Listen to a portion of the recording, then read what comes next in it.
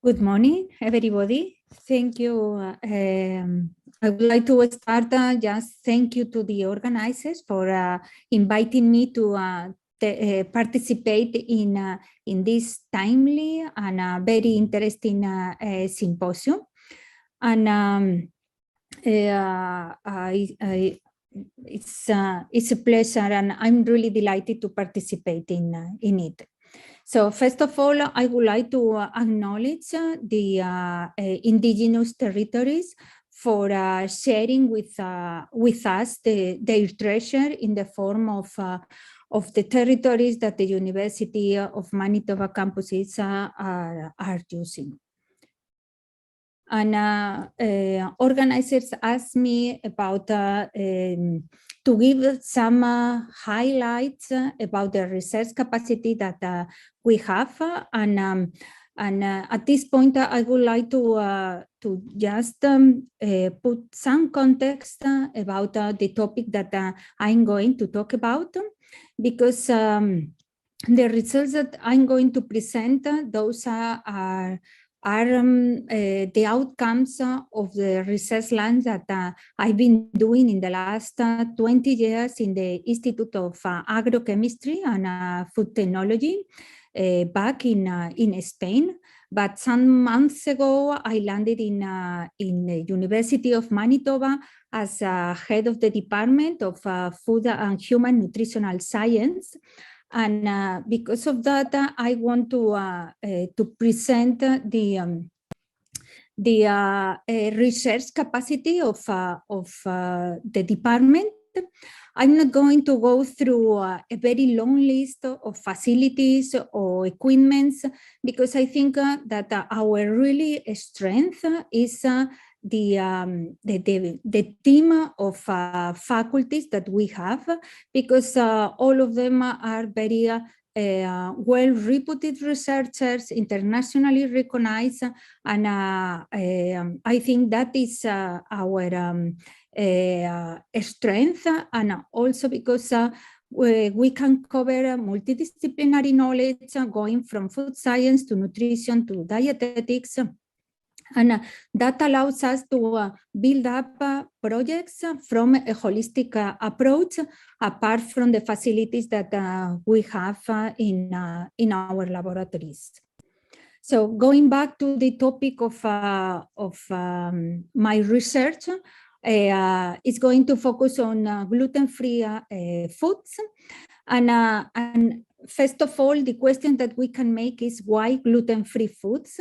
And I can tell you that we started to work in gluten-free foods 20 years ago, and at that time it was a very small niche, and because it was only to give some response to a group of people that have some intolerance, and they were suffering some pathologies. Those were including food allergy, celiac disease, and also gluten sensitivity. But just now, in the last, let's say, 5 years, we saw a completely different trend, and a lot of different consumers are interested in gluten-free foods because they perceive this type of foods as healthy. And also some of them are related, this type of foods, with more environmental friendly foods.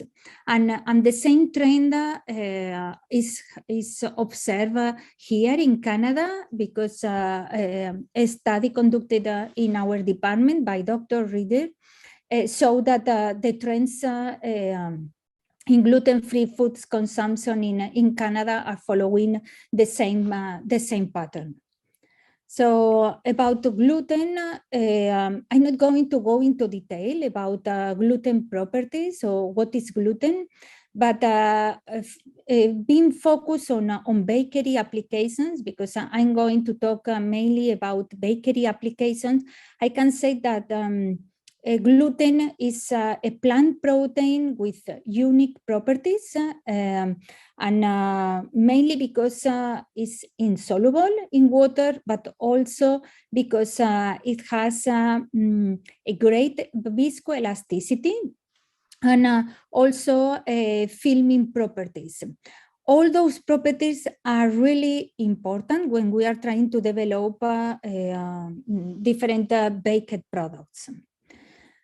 But we need to build up or to develop gluten-free foods, and for that we need to avoid any type of gluten. So that means that we cannot use in this type of food, we cannot use wheat or any other cereal that develops gluten. So for bakery applications, if we have to remove gluten, we are really facing a trouble, because it's really challenging, because bread making is a process in which we have mechanical stress, uni and biaxial stress, that those are during mixing and also during proofing. But also in bread making, we have biochemical change due to the action of the yeast and also the enzymes. And also we are facing some thermal constraints during baking. So for all of that, we need really a strong gluten mimetics that can have a very good response to all those challenges.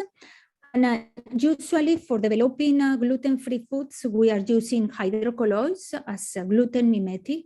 But in this context, I'm going to focus more on plant proteins, what we can make with plant proteins. So many years ago, we wanted to know which part of our research has been translated to the market, and because of that, we made the analysis of different gluten-free products that were in the market, and at that moment we realized that some of them have plant proteins in their recipes. Mainly those were egg proteins, soybean, and milk proteins. But in those type of products, the addition of proteins was more with the focus of nutritional enrichment. But we wanted not only to just add proteins to increase the protein content of the product, but we wanted to take advantage of the functional properties of the proteins and as the polymers, so giving a strength and looking for mimetics of the gluten. So with that in mind, we have to consider that when we are trying to make a gluten-free bread, for instance, with rice flour or with corn flour, we are going to obtain something similar to what we are seeing in the pictures. Those products doesn't have any structure. Those are really dense and compact. So, and from that, we need to work out something and to develop very nice products with nice quality properties. So for that, we have a range of tools. Those include, we can work and explore different grains, different flours. We can work with gluten mimetics, with yeast, sourdough, additives, processing, and also we can optimize the bread making process. And we did that in the studies that we have conducted.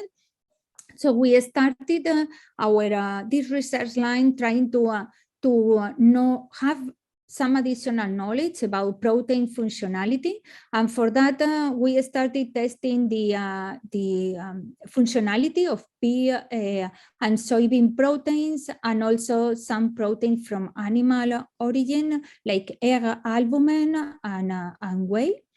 And we tested the viscoelastic properties of those those proteins when they were added to rice flour. So in this table, we can see that plant-based proteins increase the viscoelastic properties of the rice flour dough, and in opposition, animal-based proteins decrease those viscoelastic properties. So those were our initial results, and from those we decided to continue with pea and soybean, but also to test some the impact of different enzymes, because we wanted to build up a network similar to the one that we obtained with gluten. And in the micrograph, we can see how a rice dough looks like. It's a very broken structure. But when we try to use transglutaminase just to make some cross links within the soybean proteins, we obtain a matrix similar to the one that we saw in the micrograph, in which we can envisage some network inside of the structure. So it was we were able to build something, some structure inside of this matrix by using proteins and also by using the enzyme. When we move to a real system like the bread matrix made with rice flour, added with soybean plus transglutaminase, and also a tertiary system adding hydrocolloids, we obtained the pictures that you saw in the slide, in which we were able to integrate the proteins within this gluten-free bread. And also when we check the micrograph, we saw that a similar structure to the one that we observe in gluten containing breads. But then we move forward, and instead of using proteins from soybean, we decide to work with specific protein isolates, and in this case we use beta-conglycinin extracted from or isolated from soybean, and we compare the properties with gluten, and we measure a range of properties of both of them. And the most important thing that I would like to highlight is that the water retention index that is measuring the force to bind water molecules. In the case of beta-conglycinin, we obtain very, very high values compared to beta gluten. So when we move to a model system using rice starch and also this beta-conglycinin and gluten, we compare one system and the other by using increasing amount of those protein isolates, and we were really delighted to obtain very nice structure, very nice volume, in which with the beta-glycinin, we saw the small pores that were very well distributed in all the matrix. And in the case of using gluten, the matrix was more open, and a reduced volume was obtained. Then we move to a real system using rice flour, and we check if again the beta-conglycinin was able to hold the carbon dioxide during the proofing processes. And in the micrographs, you can see that the structure was rather similar to the one obtained with gluten. And also when we saw a very nice network, internal network within the structure.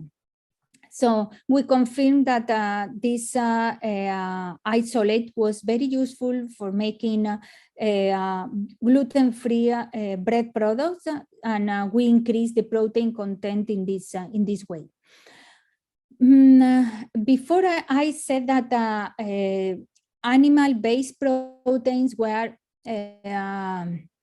decreasing the viscoelastic properties of bakery matrices, but that doesn't mean that we cannot make breads with those, because we were able to build up some or to design a bread structure, but always after optimizing the process. So, but one important thing is that when we talk about for instance, milk or dairy proteins, we have to take into account that it is rather different to work with, depending on the salt that we are using and also the form of the protein that we are using, spray-dried was in this case, or hydrolyzed, so results were different.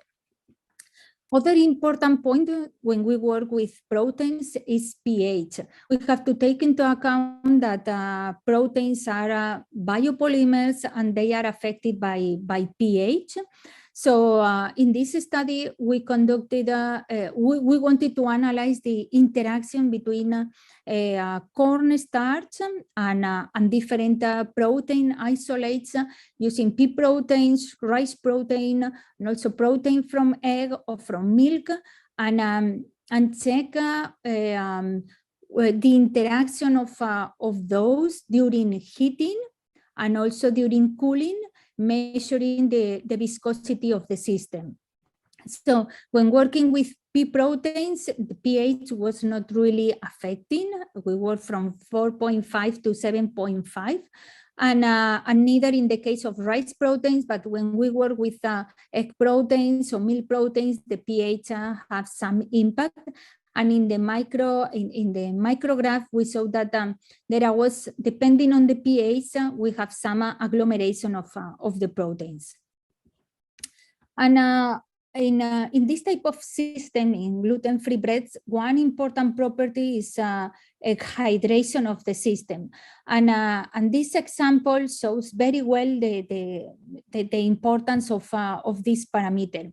So we work with corn starch, and we in this system we add 30% protein. It was egg protein compared to pea protein. But in the case of pea protein, we can see the very great difference that we observe when working at 90% hydration or working at the optimum hydration. So it is very important to optimize the amount of water that we include in the system, because we allow to develop completely the system. So differences were really great about technological quality, but also that has some impact in the digestibility. So we measure also the starch digestibility, and there was by controlling the hydration, we know that we can modulate starch digestibility. But we not only work with protein isolates, we also work with flours as a source of proteins. In this case, we work with fava bean flour. And in this case, I want to point out the importance of physical properties, particularly particle size distribution. So in this case, we develop rice and corn-based breads using fava bean semolina, and it was possible to obtain breads with this type of semolina.